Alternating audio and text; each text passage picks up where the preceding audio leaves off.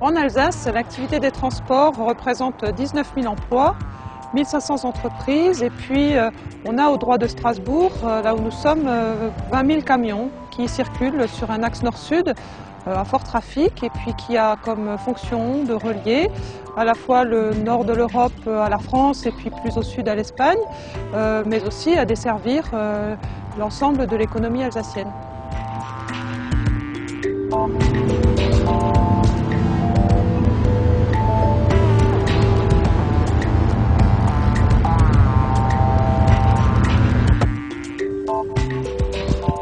J'arrive sur le lieu de contrôle et je vais saluer mes collègues qui sont déjà sur place. Bonjour Claire. Ainsi que nos partenaires, les gendarmes, qui vont nous arrêter les véhicules et contrôler avec nous. L'ordinateur sur lequel travaille Claire est relié au dispositif de pesée automatique situé à quelques kilomètres, dans le cas présent en amont. Voilà la photo du véhicule en surcharge que je remets aux gendarmes pour la vérifier.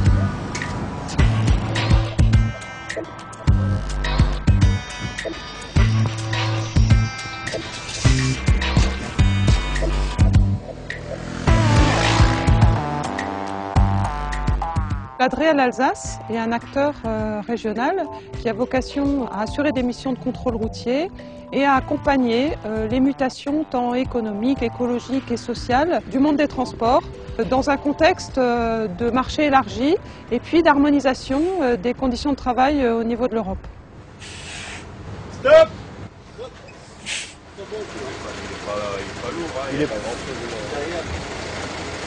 Donc là, je suis en train de vérifier les papiers du conducteur et du véhicule. Il dispose d'une copie conforme de la licence communautaire délivrée au transporteur indiqué sur la lettre de voiture. Danke, merci. Je vais maintenant introduire la clé TAC Flash afin de collecter les données du véhicule. Ces données seront confrontées à celles de la carte conducteur afin de vérifier qu'il n'y a pas de fraude. Ce véhicule est autorisé à quitter le lieu de contrôle dans la mesure où aucune infraction n'a été constatée. Le contrôle routier est plus que précieux, il est indispensable puisque c'est le seul moyen de s'assurer que chacun respecte les règles qui régissent notre profession.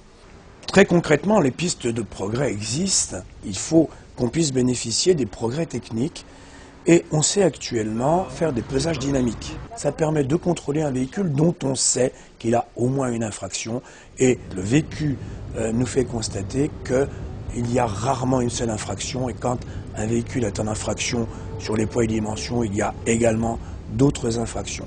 Là, je crois qu'on gagnerait beaucoup en efficacité. Nous travaillons sur la route, sur le terrain, avec les gendarmes, la police et les douanes principalement, et en entreprise avec le ministère du Travail. Le dernier acteur de la chaîne contrôle-sanction est la justice, à qui nous transmettons les procédures que nous avons dressées et à travers qui notre travail aboutit. Je suis avocat d'entreprise, notamment d'entreprises de transport, et je les conseille comme d'autres leur apportent d'autres morceaux qui permettent, on dit, aux commerçants de commercer. Le rôle de l'avocat d'entreprise n'est pas d'être celui de la dernière chance. Il est intégré à la structure qu'il suit. Nous sommes partie prenante dans la vie de l'entreprise. Et dans le cas où le contrôle révélerait quelque chose, mon rôle est de les accompagner devant le juge. En quelque sorte, nous dirions, l'administration commence le process, l'avocat le poursuit, le juge le termine. Le contrôle en soi est exercé dans le cadre d'un règlement. Il est exercé par des gens de parfaite probité, d'excellente science. C'est une matière complexe, c'est une matière évolutive, et la formation y est un besoin premier. Les gendarmes ont arrêté ce véhicule parce qu'on voit déjà qu'il présente une infraction, c'est-à-dire un dépassement de l'aplomb avant, qui est une infraction caractéristique en porte-voiture. Il va donc être verbalisé. Depuis le 1er mai dernier, 7 nouveaux États membres d'Europe de l'Est ont l'autorisation pour leurs entreprises de faire du cabotage en France. Alors le cabotage, qu'est-ce que c'est? C'est la possibilité pour une entreprise non résidente d'effectuer un transport entre 2 points du territoire national. Dans le champ du cabotage, on a une nouvelle réglementation qui s'applique, qui est très importante pour le secteur, pour les entreprises et pour le ministère. Et là aussi, je dirais, c'est encore de nouvelles compétences qu'il faut développer. Donc je crois que le métier de contrôleur, c'est un métier qui évolue, je dirais, au fur et à mesure que la profession aussi s'organise au plan européen avec cette réglementation qui est de plus en plus intégrée au niveau européen. Dans le cadre du contrôle du cabotage, je vérifie les lieux de chargement et de déchargement. Or, cette lettre de voiture n'est quasiment pas remplie. On ne sait pas où il a chargé, où il va décharger, quand. Ça constitue donc une infraction de 5e classe. Je suis en train de remplir la quittance parce que le voiturier est en infraction, donc il va devoir payer une somme de 750 €. Bon, ce que j'apprécie dans notre travail, c'est l'autonomie un peu de nos fonctions. C'est un travail qui concilie les tâches administratives au bureau, les contrôles d'entreprise, mais aussi on est sur le terrain en moyenne 3 fois par semaine. Donc c'est l'occasion d'être confronté à la réalité du métier sur le terrain, d'être en contact avec des conducteurs, des chefs d'entreprise, des forces de l'ordre. On est face à différents intervenants, donc c'est assez stimulant tout ça. Nous sommes perçus par les routiers de façon variable. Je dirais que certains ont du respect pour nous. Et pensent que nous faisons un travail important, notamment dans l'amélioration de leurs conditions de travail, pour la préservation de la sécurité routière. D'autres, en revanche, ne voient que le côté répressif des choses. Cet ensemble de véhicules a été pesé, immobilisé. On a demandé au chauffeur de mieux répartir sa charge afin de régulariser la situation. Les femmes ne sont pas majoritaires dans le métier, mais il y a de plus en plus de femmes qui nous rejoignent.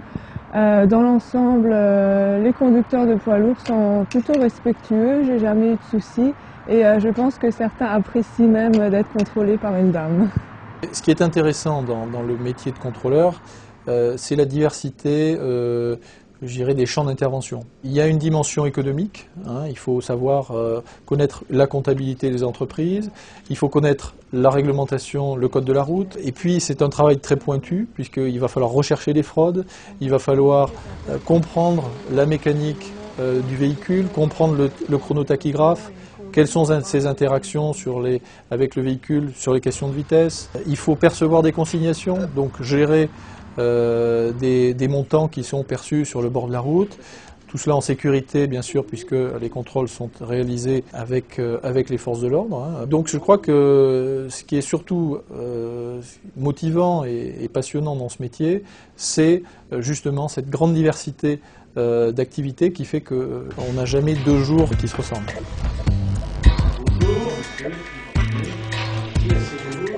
Les contrôles sont une chose qui sont normales, prévues. Ce que nous souhaitons principalement en voir ressortir, c'est pouvoir passer le message de la façon dont l'entreprise est organisée, structurée dans son suivi, dans ses contrôles, tant vis-à-vis de son personnel que de l'application des réglementations, et pouvoir faire partager auprès de l'administration cette volonté qui est la nôtre de respecter les règles en usage et avoir cette impression que le contrôle sera fait de façon stricte, juste et loyale. Ce qu'on veut éviter avec les contrôles des transports, c'est d'une part des pratiques anormales en termes de conduite, et donc ça il faut l'encadrer parce qu'il y a un seuil au-delà duquel les enjeux de sécurité ne sont plus pris en compte de façon suffisante. C'est aussi éviter, je dirais, une guerre des prix qui aurait des conséquences sociales, environnementales, parce que derrière, une fois que les prix baissent, on ne peut plus acheter des poids lourds modernes qui polluent moins, etc.